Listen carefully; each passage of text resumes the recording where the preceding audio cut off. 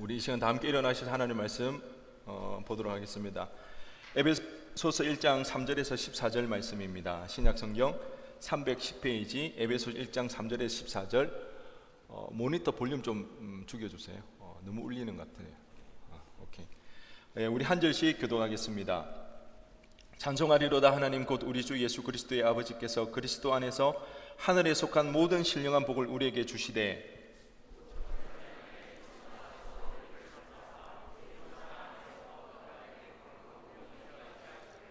그 기쁘신 뜻대로 우리를 예정하사 예수 그리스도로 말미암아 자기의 아들들이 되게 하셨으니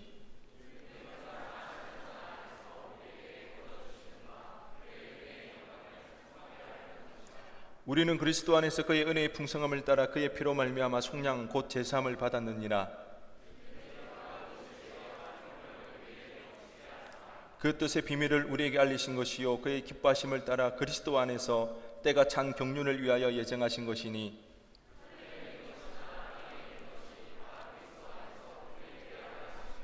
모든 일을 그의 뜻의 결정대로 일하시는 이의 계획을 따라 우리가 예정을 입어 그 안에서 기업이 되었으니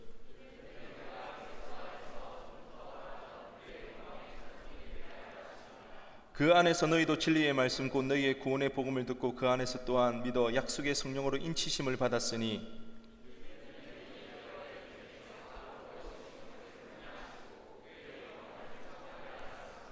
아멘. 자리에 앉아주시기 바랍니다. 오늘 본문의 말씀을 가지고 에베소서 두 번째 시간 하늘에 속한 신령한 복이라는 제목으로 은혜 나누기를 원합니다. 지금 대한민국에서 가장 핫한 사람이 누구인가요? 가장 핫한 사람, 저 말고 물론 여러분들에겐 제가 제일 핫하겠지, 비웃지는 맙시다. 손흥민 선수죠. 손흥민 선수 이야기를 안 할 수가 없는데요, 여러분 이야기를 벌써 생각만 해도 가슴이 웅장해지는 골든 부츠, 세상에서 돈으로 살 수 없는 그 골든 부츠 받았잖아요.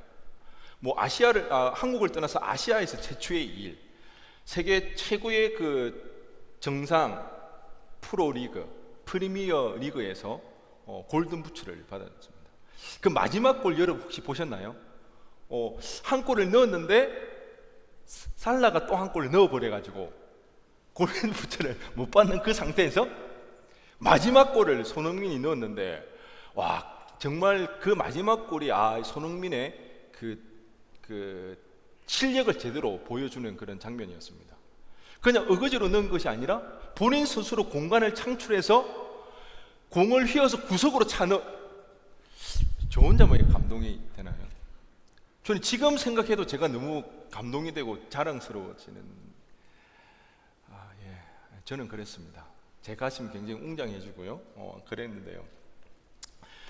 이런 손흥민 선수가 이런 대회 선수가 되기 위해서는요, 손흥민 선수의 그런 노력도 있었겠죠. 근데 보통 여러분, 운동 선수들에게 뛰어난 그런 운동 선수가 될 수 있었던 첫 번째 요인은 보통 뭔지 아십니까? 뭐 훌륭한 노력 뭐 그런 것도 있지만 일단 기본적으로는 유전자입니다. 유전자가 안 따라가면 안 되는 거예요. 진짜 타고난 유전자를 이어받고, 그리고 또 뭐예요? 죽도록 연습하는 거예요. 그러면 어느 정도 정상급에 오르는 거예요. 그래서 일단은 이 유전자가 중요합니다. 그 유전자뿐만 아니라 손흥민 선수가 이 대선수가 되기까지는 그의 아버지의 헌신과 희생이 있었다는 거죠. 손흥민 선수의 아버지 손웅정 씨 역시 축구 선수였습니다. 그런데 본인 스스로가 고백하기를 자기는 거죠. 자기도 축구를 굉장히 좋아했대요. 근데 열심히 했대요. 근데 자기가 할 수 있는 것이라고는 빨리 달리는 것 말고는 없었다는 거예요. 왜? 자기에게는 기술이 없었다. 그래서 자기는 삼류 선수로 끝나고 말았다. 그래서 그가 그의 실패를 발판 삼아 아들 손흥민에게는 기본기를 철저하게 가르치기 시작했습니다. 그리고 기술을 어릴 때부터 가르치기 시작했는데요, 그가 은퇴하고 나서 그 축구로 유명한 축구에 굉장히 앞서 나가는 나라들, 독일이라든지 뭐 스페인, 브라질에 가서 그 유소년 축구 시스템이 어떻게 되는지를 배워왔습니다. 그리고 그것을 아이들에게 가르치면서 손흥민 선수에게도 가르쳤다고 합니다. 근데 진짜 놀라운 건 뭐냐면 손흥민 선수를 가르칠 때 이 아버지가 진짜 대단한 것 같아요. 웬만하면 그렇게 하기가 쉽지가 않은데 기본기를 가르친다고 8살부터 16살까지 7년 동안, 무려 7년 동안 정식 경기에 안 내보냈다고 합니다. 이건 보통 강심장이 아닌 것 같아요. 정식 경기에 안 내보내면 실력이 어떻게 되는지도 모르고 실력감이 떨어지기 때문에 오히려 이 아이의 성장을 막을 수도 있는데 신념이 대단했던 것 같아요. 7년 동안 정식 경기에 내보지는 않았습니다. 그리고 기본기를 가르치는 4년 동안 했던 것은 슈팅, 패스 연습은 하나도 가르치지 않았다고 합니다.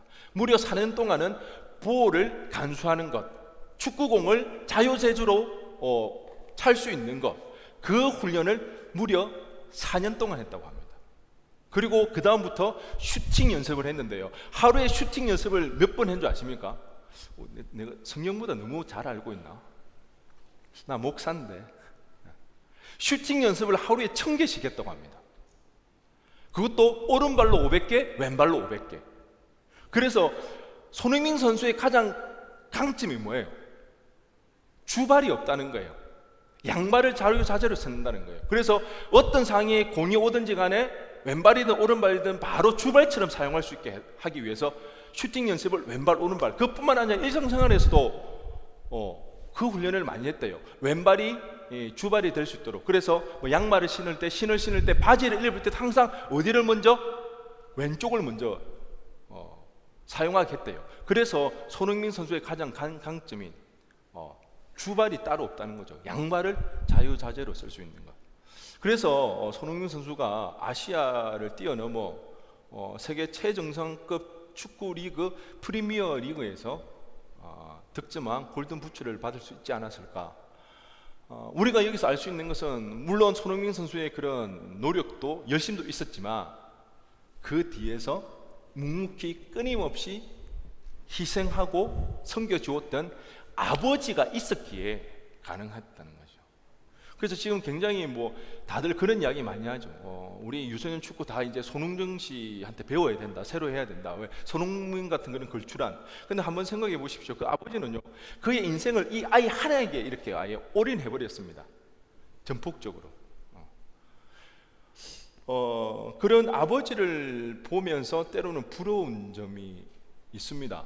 여러분, 우리가 꿈을 꾸고 나갈 때, 우리가 비전을 꾸며 나갈 때에 때로는 막막하고 두려울 때가 있잖아요. 그럴 때 우리가 무엇을 선택하고 어디로 가야 될지를 잘 몰라요. 그럴 때 누가 좀 알려줬으면 좋을 것 같은데, 참 어릴 때부터 누군가가 나의 인생을, 나의 꿈을 위해서 서포트가 되어주면 참 좋았을 텐데, 그런 아쉬움들이 우리에게는 있을 수가 있어요. 그러면 지금보다는 조금 더 괜찮지 않았을까? 좀 더 낫지 않았을까? 실수를 조금 줄이면서 꿈을 향해 우리가 나아갈 수 있지 않았을까? 그런 생각이 들 때가 있습니다. 그런데 사도 바울이요, 오늘 본문에서 하는 이야기가 그겁니다. 감격에 맞지 않는, 그 감격스럽게 하는 이야기가 우리에게 그런 아버지가 있다고 이야기를 하고 있다는 것입니다. 오늘 우리가 읽었던 본문의 말씀이 총 몇 절입니까? 1장 3절에서 14절까지 총 몇 절이죠? 12절이죠. 총 12절인데요. 이 총 12절에서 12절이 헬라어 원문으로 보면 단 한 절입니다. 복문으로 이루어진 한 절이라는 거죠. 그러니까 문장이 끊어지지가 않는 거죠. 마치 속사포 랩을 하는 사람같이 사도 바울은 하나님에 대한 하나님께서 자기에게 어떻게 아버지가 되어주시고 하나님이 아버지 되심으로 우리에게 어떤 복을 내려주셨는지에 막 감격해서 감동해서 속사포 랩을 하듯이 막 침튀기면서 그렇게 이야기를 하는 거예요. 쉬지 않고 한 번에 단숨에 지금 이야기를 하고 있더라는 것입니다.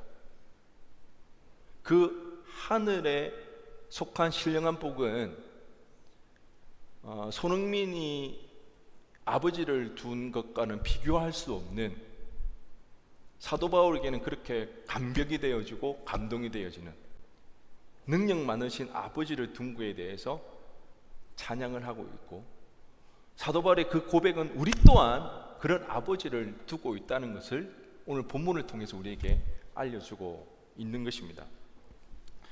사도 바울은 그 하늘에 속한 신령한 복에 대해서 세 가지로 지금 이야기를 하고 있습니다. 첫째는요, 성부 하나님이 선택하셔서 자녀가 된 복입니다. 이것은 4절에서 6절까지입니다. 그리고 두 번째는요, 성자 하나님의 속량하심으로 연합하게 되는 복입니다. 이것은 6절에서 7절에서 10절까지의 말씀입니다. 그리고 세 번째는 성령 하나님이 인치셔서 기업이 보장되는 복, 이것은 11절에서 14절의 복입니다. 여러분 한번 생각해 보시기 바랍니다. 한 명이 아닙니다. 물론 한 분이시지만 지금 세 분이 협력하여서 우리에게 복을 베풀어 주신다는 거죠. 누구예요? 성부 하나님, 성자 하나님, 성령 하나님이 합동해서 우리에게 지금 복을 베풀어 주신다는 거예요. 우리는 이 사실을 알아야 되는 거예요. 우리는 이미 이 복을 받았음에도 불구하고 그것이 무엇인지를 알지 못해서 때로는 무덤덤하고 그 복을 누리지 못하고 살아갈 때가 많이 있더라는 거죠. 오늘 이 시간 그 생각을 한번 해봤으면 좋겠습니다. 내가 지금 가지고 누리고 누려야 할 복이 무엇인지 미처 알지 못해서 가지고 있음에도 불구하고 그것을 누리지 못하는 복이 무엇인지를 오늘 이 시간을 통해서 알고 우리의 신앙생활 가운데 그 복을 여러분 누렸으면 좋겠습니다. 우리도 사도 바울처럼 침 튀겨가며 속사포 랩을 하듯이 하나님을 찬양하고 하나님을 감격할 수 있는 우리의 믿음 생활이 되기를 원합니다. 먼저 성부 하나님입니다. 성부 하나님이 우리를 선택하여 주셔서 하나님의 자녀가 되었습니다. 그렇잖아요. 제가 서두에 이야기했듯이 우리에게도 손흥민 아버지 같은 분이 있었다면 내 인생이 조금 더 괜찮아지지 않았을까? 그런 생각이 들 때가 있다는 것이죠. 그런데 손흥민 아버지하고는 비교할 수 없는 더 능력 많으신 그 하나님께서 우리의 아버지 되어주시고 그 하나님께서 우리를 어떻게 하신 거예요? 택하여 주셨다는 것입니다. 언제? 창세전에. 이 하나님께서 우리를 택했다는 이 말에 때로는 우리가 조금은 충격적일 수가 있습니다. 때로는 의아할 수도 있습니다. 어찌 하나님이 누구는 택하고 누구는 택하지 않을 수가 있을까? 하나님이 그렇게 차별하시나? 그렇게 생각할 수가 있는데 어떻게 보면 하나님이 우리를 선택하셨다는 건 너무나 당연한 이야기입니다. 왜요? 범죄한 인간이 아무리 지식이 많다 할지라도 아무리 애를 쓰고 노력한다 할지라도 스스로 하나님을 알 수 있는 길은 없더라는 것입니다. 하나님께서 그 하나님의 사랑을 하나님 스스로를 우리에게 나타내 보여주시지 아니하면 우리는 하나님을 알 수가 없더라는 거죠. 그렇게 하나님이 우리를 선택하셨다는 것은 너무나도 당연한 이야기입니다. 여기에 있는 우리 하나님께서 창세전에 우리를 택하여 주셨습니다. 할렐루야. 그리고 우리는 어떻게 했나요? 우리는 그 믿음으로 반응하였기에 하나님의 자녀가 되고 하나님의 백성이 되어서 이 자리에 있더라는 것입니다. 여러분, 우리는 자의로 우리 스스로 여기에 나와 있는 사람은 아무도 없다는 것입니다. 하나님께서 우리를 어떻게 해요? 택하여 주셨다는 것입니다. 여러분, 이것이 우리에게 얼마나 큰 은혜가 되는 줄 아십니까? 여러분, 우리는 오다 가다 얻어 걸린 게 아니라는 것입니다. 운이 좋아서 재수가 좋아서 어쩌다 보니까 신앙생활 하는 게 아니라는 것입니다. 하나님의 철저한 뭐다? 철저한 뭐? 계획입니다. 선택이라는 것입니다. 제가 설교를 준비하면서 그 지구상에 지금 인구가 몇 명인지 한번 찾아봤습니다. 제가 뭐 한 60억 되지 않을까? 왜냐하면 그걸 본 기억이 있거든요. 그런데 지금 찾아보니까 어느새 얼마가 늘은 줄 아세요? 70억이야. 지금 보니까 79억, 거의 80억이 돼. 코로나 생활이라서 더 그랬는가. 80억 인구라는 거예요. 그런데 그 80억 인구 중에 하나님께서는 핀셋으로 우리를 정확히 찍어서 뭐 한 거예요? 하나님의 자녀 삼아 주셨다는 것입니다. 그러니 여러분, 불안해하지 마시기 바랍니다. 80억 인구 중에 하나님께서 창세전에 이미 우리를 핀셋으로 찍어서 선택하셨다면, 하나님의 그 철저한 계획 속에 우리가 포함되어 있다면 우리의 인생은 두려울 게 없다는 거예요. 불안할 게 없다는 거예요. 왜? 우리가 보기에는 일이 그르치는 것 같이 보여지고 우리의 인생이 실패하는 것처럼 보인다 할지라도 하나님이 우리의 누구 되신다고요? 아버지 되시기 때문에 그 하나님이 우리를 인도해 가실 것입니다. 할렐루야. 누구의 계획 안에서? 하나님의 계획 안에서. 그러기에 여러분의 인생이 불안할 때, 어디로 가야 될지 잘 몰라 막막할 때, 이대로 내 인생은 끝날 것 같은 낙심이 들 때 우리가 기억해야 되는 건 무엇입니까? 누구? 성부 하나님. 창세전에 이미 나를 뭐 하셨다? 선택하셨다. 80억 인구 중에 핀셋으로 찍어서 나를 여기에 인도하셨다. 그 하나님의 철저한 계획 속에 내가 어떻게 되어 있다? 포함되어 있다. 이 사실 여러분이 낙심되고 실망스러울 때 생각이 날까요? 안 납니다. 그렇기 때문에 의식적으로 떠올려야 됩니다. 기억해야 합니다. 우리가 말씀 묵상하라, 새벽 기도해라, 기도 생활 유지해라 하는 이유가 무엇인가요?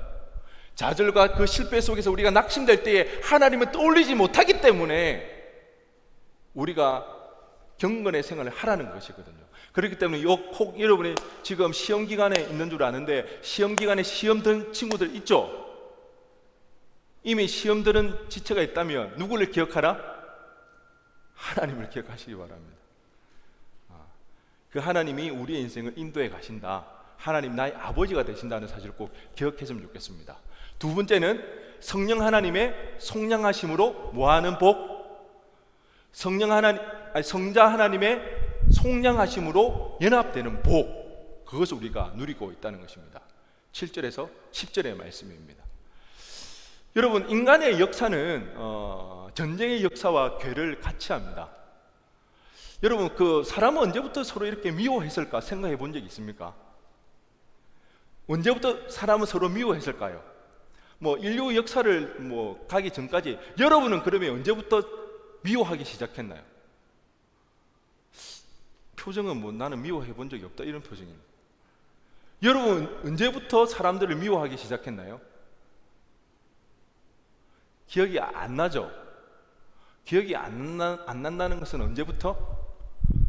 태어날 때부터 우리는 미워하면서 태어나는 것입니다.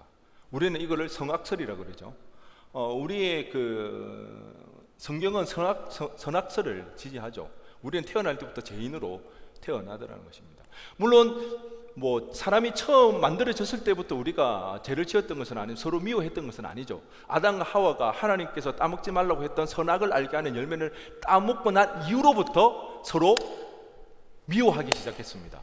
아담이 자신의 뼈로 만드는 하와를 보면서 감탄을 합니다. 어떻게 이렇게 아리따운 여인이 있을 수 있는가? 그렇게 감탄했던 하와를 미워하죠.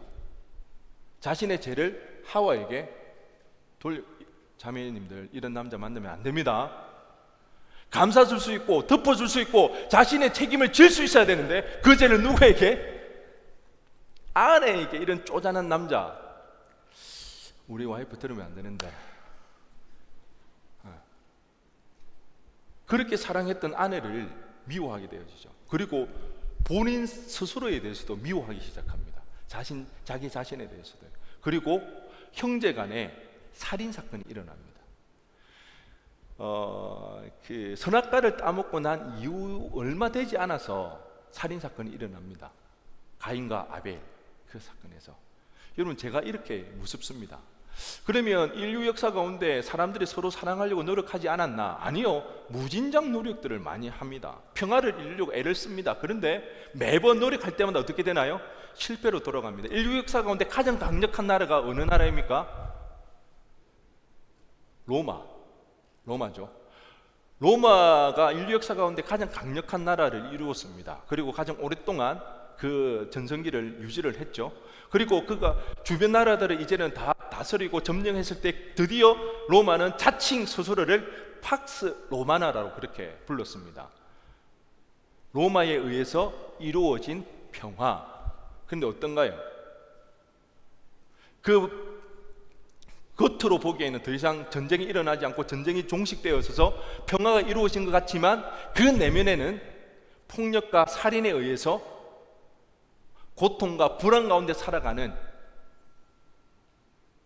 공포심이 점철되어 있는, 로마가 이룩한 평화는 바로 이런, 겉으로 보이기에는 더 이상 전쟁이 없는 것 같지만 그 수면 아래에는 죽음이 도사리고 있는 그런 평화였다는 것입니다. 오늘날은 어떤가요? 오늘날 세계 경찰이라고 자처하는 나라가 어딘가요? 세계 경찰이라고 자처하는, 그래서 모든 나라들의 일일이 간섭하는 나라, 미국이죠. 세계 경찰이라고 자부하면서 모든 그 사사건 나라들의 그 문제들에 개입을 하지만 정작 자기 앞마당의 문제는 해결하지 못하고 있는 것이 미국의 현실입니다. 여러분 뉴스 보셨죠? 얼마 전에 미국에서 10일 사이에 총 3번의 총기 사건이 일어났습니다. 슈퍼마켓에서 흑인 노인이 죽음을 당했죠. 총기 난사 사건으로. 교회에서 아시아인이 죽었습니다. 정말 가슴 아픈 것은요, 초등학교에서 총기 난사 사건이 발생해서 아이와 선생님을 포함한 21명의 목숨을 잃었습니다. 여러분, 이제 이게 더 이상 놀랍지도 않죠. 왜? 계속해서 반복되어져 오는 이야기이니까. 미국에서 왜 그럴까요? 왜 미국에서 끊임없이 총기 난사 사건이 이렇게 일어날까요? 왜 그 총기 규제를 하지 못할까요? 총기 규제를 하면 이 일이 더 이상 일어나지 않잖아요. 물론 제가 너무 단순하게 생각하는 것인지는 모르겠지만 그래도 여전히 미국은 총기 규제를 하지 않고 있습니다. 왜 그럴까요? 몇몇 기득권의 자신들의 이익을 위해서, 자신의 권력을 유지하기 위해서 총기 규제에 대해서 철저하게 반대하고 있다는 것입니다. 결국 다른 말은 무엇입니까? 다른 사람의 생명을 담보로 자신의 이익을 유지해 나가는 것. 잔인하지 않습니까? 잔혹하지 않습니까? 이것이 오늘날 문명을 이루었다고 하는 인간의 실체입니다. 제가 이토록 무서운 것입니다. 인간의 노력으로는 결코 해결할 수가 없습니다. 이 재해 문제가 해결되어지지 아니하는 이상 우리는 끊임없이 미워하고 자기밖에 모르는 그런 상태에 머물 수밖에 없더라는 것입니다. 그래서 하나님이 이 문제에 대해서 해결할 수 있는 비밀을 우리에게 알려주십니다. 오늘 본문 8절 우리 다 함께 읽어보겠습니다. 8절 시작.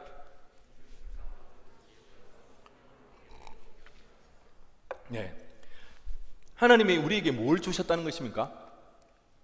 지혜와 총명을 주셨다는 것입니다. 여러분, 나는 지혜가 없는 것 같은데, 나는 총명하지 않은 것 같은데, 아니에요. 여러분은 지혜가 있고 총명한 자들이라는 것입니다. 왜요? 그 지혜와 총명을 통해서 하나님께서 우리에게 어떤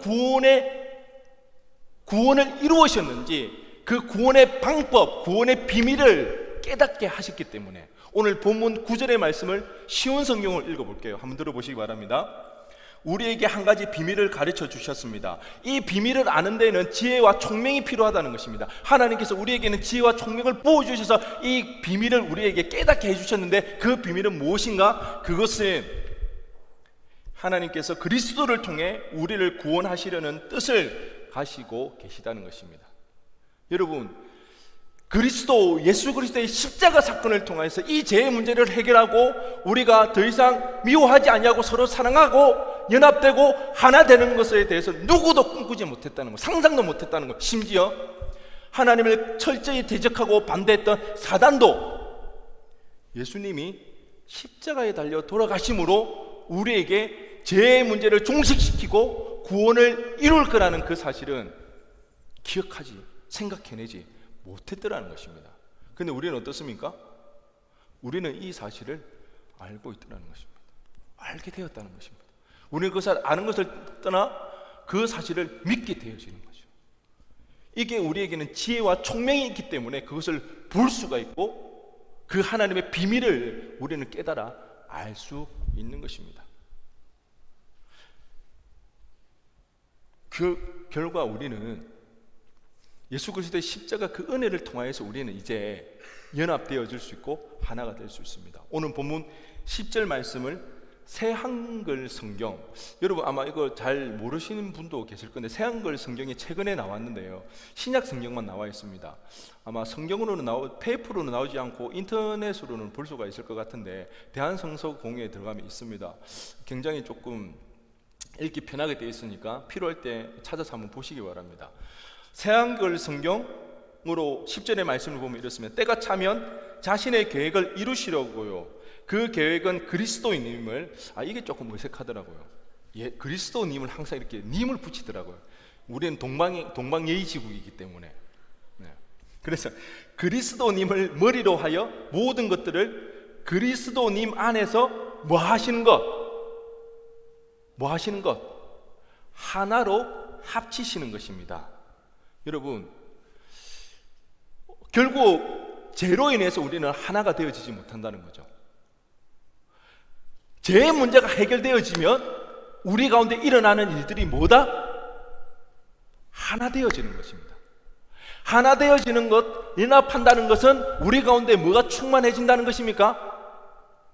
사랑이 충만해진다는 것입니다. 그러기에 여러분, 우리는 사랑을 할 때 제일 먼저는 죄의 문제를 해결해야 됩니다. 죄의 문제가 해결되어지지 않으면 우리는 하나 될 수가 없습니다. 사랑할 수가 없다는 것입니다. 이 죄의 문제가 해결되어지고 하나가 되어지고 우리가 연합하고 사랑하는 것, 그곳이 바로 뭐다? 천국입니다. 그곳이 하나님 나라입니다. 여러분, 하나님 나라를 너무 어렵게 생각하지 마십시오. 여러분 보십시오. 인간의 역사 가운데 서로 하나 되어지고 연합되는 일이 성공했나요? 결코 성공하지 못했습니다. 오직 주님 안에서 죄의 문제를 해결되어야만 우리에게 이루어지는 게 바로 연합이고 하나 되어지는 것, 서로 사랑하는 것입니다. 여러분, 우리는 사랑을 노력으로 하는 거 아닙니다. 감정적으로 하는 거 아닙니다. 우리가 노력으로 하고 감정적으로 할 것 같으면 왜 많은 사람들이 이혼을 할까요? 그들이 결혼할 때는 어떻게 했을까요? 누구보다도 열렬하게 그들은 사랑하더라는 것입니다. 그런데 이혼하는 이유는 무엇입니까? 여러분, 우리는 도덕주의자가 아닙니다. 도덕주의자는 노력으로 사랑을 하는 것입니다. 우리는 쾌락주의자도 아닙니다. 쾌락주의자는 어떻게? 감정적으로 사랑하는 것입니다. 우리는 도덕주의자도 아니고 쾌락주의자도 아니기 때문에 노력으로 하는 것도 아니고 감정적으로 하는 것도 아니라는 겁니다. 그리스도인의 사랑은 주님의 십자가 사랑에 의지하여서 하는 사랑인 것입니다. 주님의 십자가 의지하여 사랑하는 것은 무엇입니까? 우리 가운데 우리의 죄성을 용서받고 이 죄의 문제가 해결되어질 때에 그때 우리는 사랑할 수가 있더라는 것입니다. 여러분, 이 사실을 꼭 기억했으면 좋겠습니다. 연인 사이에서도 마찬가지입니다. 가정을 이룰 때 부부 사이에도 마찬가지입니다. 우리의 감정으로, 우리의 노력으로 얼마 못 갑니다. 스스로를 그렇게 대단하게 여기지 마시고 스스로를 믿지 마시기 바랍니다. 그러기에 우리는 사랑하기 위해서, 하나 되어지기 위해서, 연합하기 위해서 우리가 해야 할 것은 제일 먼저 뭐 해야 됩니까? 십자가 앞으로 나아가야 됩니다. 여러분, 혹시 지금 여러분의 머릿속에 떠오르는 한 명의 사람이 있습니까? 도저히 용서가 되지 않는 사람. 여러분, 지금까지 그 사람들을 용서하고 사랑하기 위해서 여러분 어떻게 했나요? 노력하셨겠죠. 왜? 끊임없이 사랑하라고 하니까, 끊임없이 용서하라고 하니까. 여러분, 그런데 여러분 순서가 잘못됐더라는 것입니다. 여러분 먼저 노력하고 용서하려고 애를 쓰니까 안 되더라는 것입니다. 죄인인 우리는 용서할 수가 없습니다. 사랑할 수가 없습니다. 우리는 사랑하기 위해서 이 죄의 문제를 해결해야 하기 때문에 제일 먼저 뭐 해야 됩니까? 십자가 앞으로 나아가야 됩니다. 여러분 꼭 기억하시기 바랍니다. 용서하기 위해서, 사랑하기 위해서 우리가 제일 먼저 해야 되는 것은 무엇이다? 십자가 앞으로 나가는 것. 십자가 앞에서만 우리는 사랑할 수가 있습니다. 용서할 수 있다는 것입니다. 그러기에 여러분, 이 믿음의 공동체가 너무 중요합니다. 왜? 세상 사람들은 이 하나님의 비밀을 알 수 있나요? 모르나요? 모르잖아요. 그들에게는 지혜가 없어요. 총명이 주어지지 않았어요. 이 하나님의 비밀을 알지 못해요. 이 하나님의 비밀을 아는 자들끼리 주님 안에서 서로 용서하고 사랑할 때에 드디어 우리는 하나 되어지고 연합되어지더라는 것입니다. 그러면 여러분, 전도는 그냥 됩니다.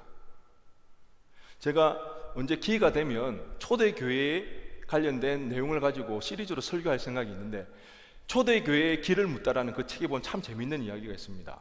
초대교회 때 여러분 복음을 전했을까요? 지호야, 복음을 전했을까? 초대교회 예수 믿는다는 사실만에 어떻게 되는데, 예수 믿는다는 사실 때문에 어떻게 되나요? 북한에서 지금 복음전도 할 수 있을까요? 노방전도 할까요? 왜? 예수 믿는다는 그 사실 때문에 아우지 탄광 끌려가는데 복음 전하지 못합니다. 1세기 초대교회에 복음을 전할 수 있었을까요? 아니요, 복음 못 전합니다. 그런데 어떻게 그렇게 복음의 확산이 일어났을까요? 궁금하지 않나요? 다음에 알려드리겠습니다. 진짜 예수님 믿었기 때문에. 오순절날 마가의 다락방에 일어났던 성령 하나됨, 그러니까 사람들이 찾아오는 거예요. 믿음의 공동체에서 우리가 주님의 십자가 앞에서 제 문제를 해결하고 서로 사랑하고 용서하고 연합되고 하나 될 때에 사람들은 몰려오게 되어 있습니다. 왜요? 세상에는 사랑이 없기 때문에, 사랑 없는 세상이기 때문에, 사랑에 굶주렸기 때문에 소문을 듣고 몰려오게 되어 있다는 것입니다. 요즘 전도 안 됩니다. 관계 전도 쉽지 않습니다. 어떻게 해야 되는가 고민해 봐야 됩니다. 이 믿음의 공동체에서 우리가 하나 되었을 때, 우리는 천국을 누릴 때에 사람들은 몰려오게 되어 있다는 것. 성자 하나님을 통해서 우리가 받은 복은 뭐다? 연합하는 것. 연합하는 것은 단순하게 그냥 마음 맞추는 것이 아니라 이곳이 뭐가 되는 곳? 천국 되는 것. 우리가 그 은혜를 누리기를 바랍니다. 세 번째는요, 성령 하나님이 이루신 복으로서 상속자가 되는 것입니다. 상속자. 우리 인생에 대해서 좀 여유가 생기고 우리의 실패에 의해서 조금 너그러워지기 위해서 어떻게 하면 좋을까요? 여러분, 우리가 진짜 힘든 게 뭐예요? 우리 인생에 여유가 없잖아요. 나의 실수나 실패에 대해서 우리는 너그러워질 수가 없어요. 너그러워지지 않잖아요. 자책하잖아요. 나는 안 돼, 할 수 없어. 그래서 내 인생에 대해서 조금 여유가 생기고 조금은 너그러워지기 위해서 필요한 게 뭘까요? 거꾸로 생각하면 우리는 왜 자꾸 너그러워지지 못하고 여유가 없을까요? 불안하기 때문에. 이번 실패하면 폭망할 것 같아서. 다들 머리로는 이번 생은 망했다고 그렇게 하지만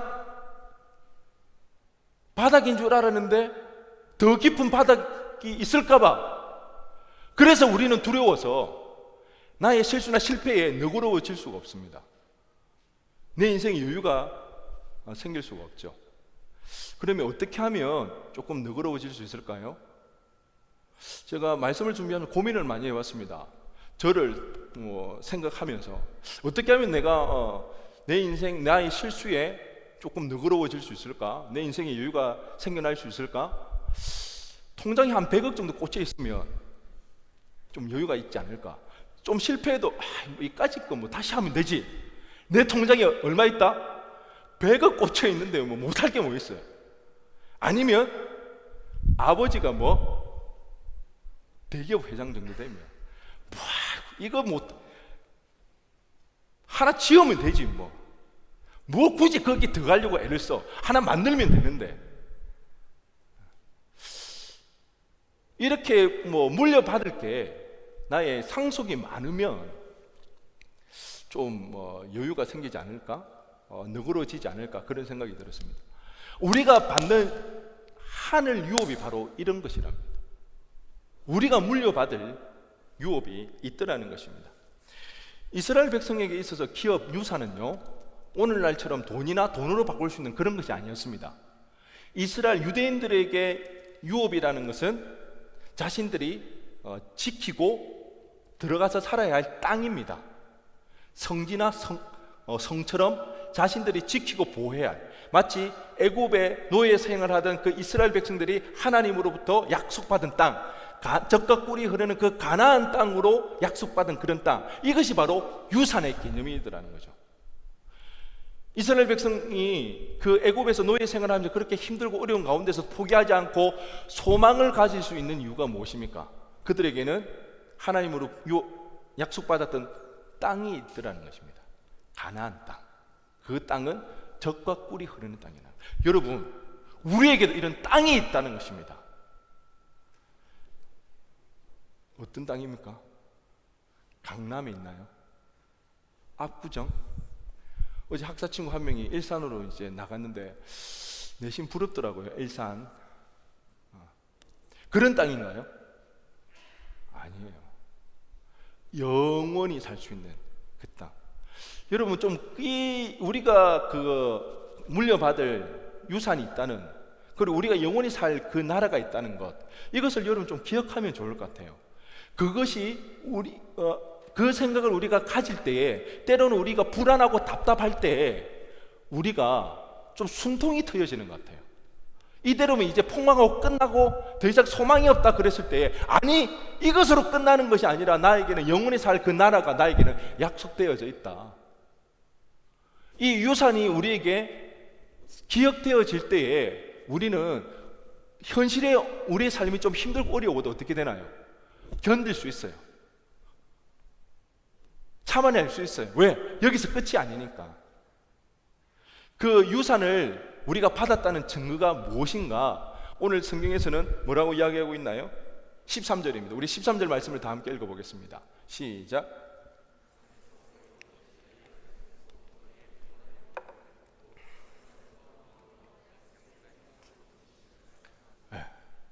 인치심을 받았다는 것입니다. 여기 인이라는 건 도장입니다.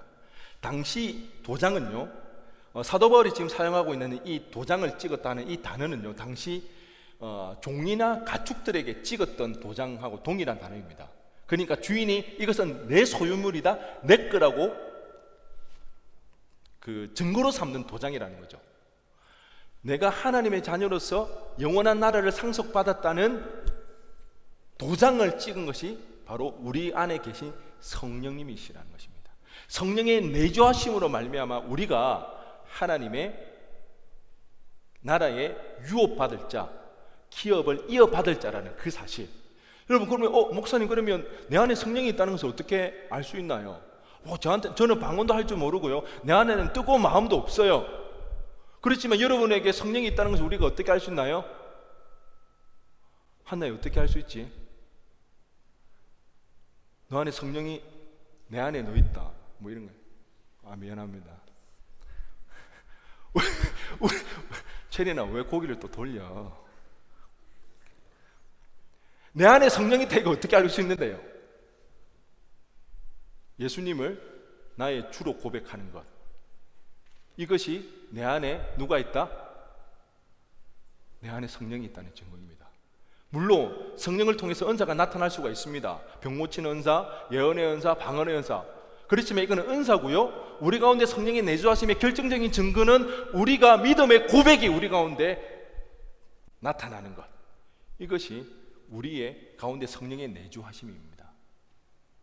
성령의 내주하심이 결국은 우리가 하늘 나라를 상속받을 자라는. 그냥 여러분, 너무 우리 삶이 팍팍하잖아요. 우리 자신이 실수에 대해서 너무 너그럽지 못하잖아요. 이거 잘못하면 나는 진짜 지금도 바닥인데 더 깊은 바닥으로, 나락으로 떨어질 것 같잖아요. 그럴 때 여러분, 나는 상속자라는 사실, 영원한 나라가 나에게 약속되어졌다는 그 사실 좀 기억했으면 좋겠습니다. 이렇게 우리는요, 성부 하나님의 선택하심, 성자 하나님의 속량하심, 성령 하나님의 내주하심으로 하늘의 신령한 복을 우리가 받았다는 것입니다. 이것은 아무나에게 주어지지 않는, 그래서 특권입니다.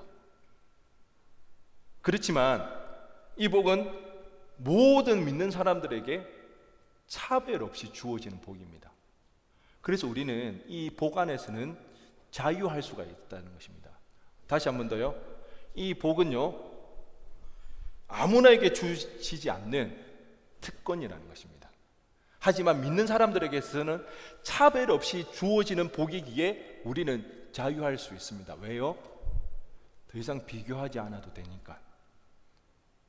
누가 더 많이 가졌고 누가 덜 가졌고 나의 이 부족함 때문에 나는 더 가지지 못했다는 그 자책을 하지 않을 수 있기 때문에 우리는 자유할 수 있더라는 것입니다.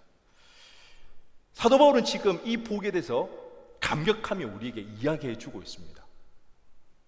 그런데 제가 말씀을 준비하면서 계속해서 고민되었던 것은 과연 우리 청년들은 얼마나 이 감격이 와닿을까?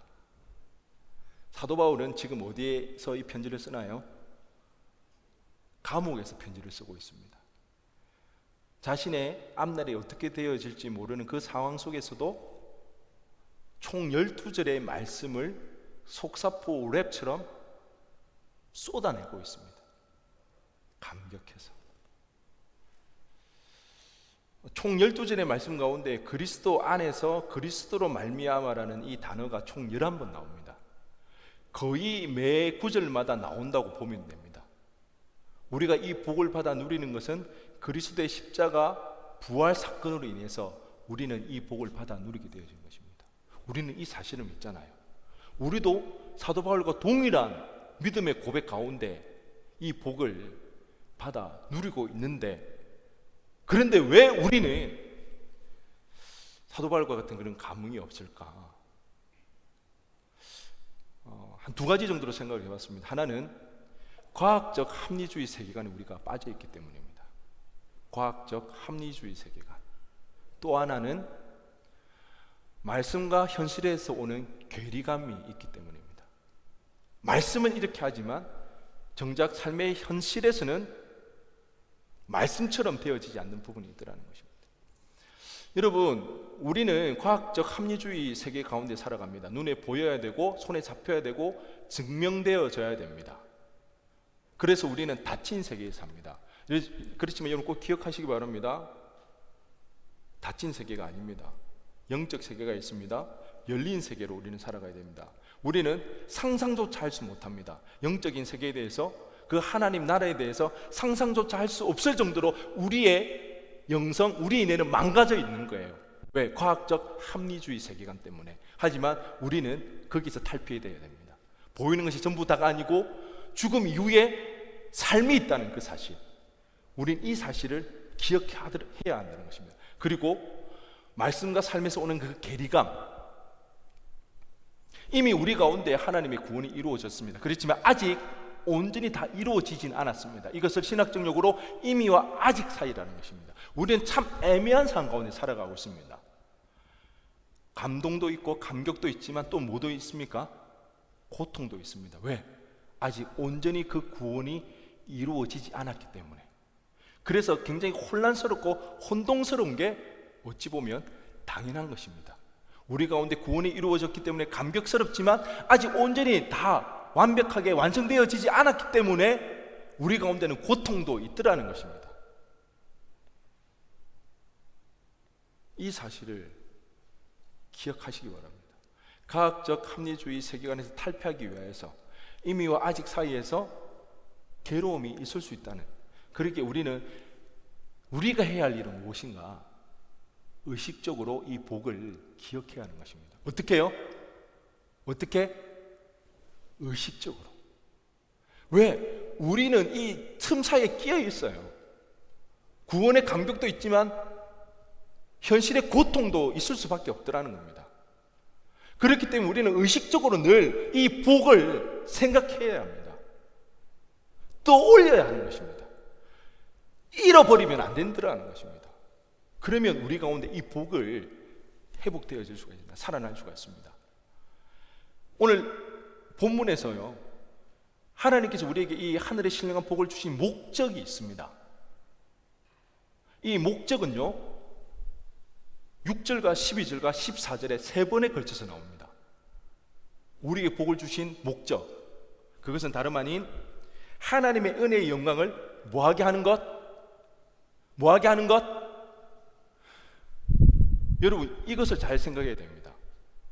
찬송하게 하기 위해서 하나님 우리에게 복 주셨다. 이것은 우리에게 명령처럼 의무적으로 하라는 내용이 아닙니다. 여러분, 최근에 너무 좋아서 나도 모르게 콧노래 나온 적 있나요? 나도 모르게 내가 노래 부르고 있는 거야. 왜? 연애 처음 시작하기 때문에. 아니면 지금 뭐 연봉이 올라가지고 월급이 들어왔든지, 나도 모르게 콧노래 나오는 거 있잖아요. 하나님이 말씀하시는 것은 이런 겁니다. 우리가 의지적으로 의무적으로 찬양하라는 것이 아니라 이 하나님의 복을 누릴 때 나도 모르게 내 안에서 주체할 수 없는 기쁨이 내 안에 솟아나기 때문에 내 안에서 뭐가 나오는 거예요? 하나님을 찬양하는 그 일들이 일어나더라는 것입니다. 여러분 꼭 기억했으면 좋겠습니다.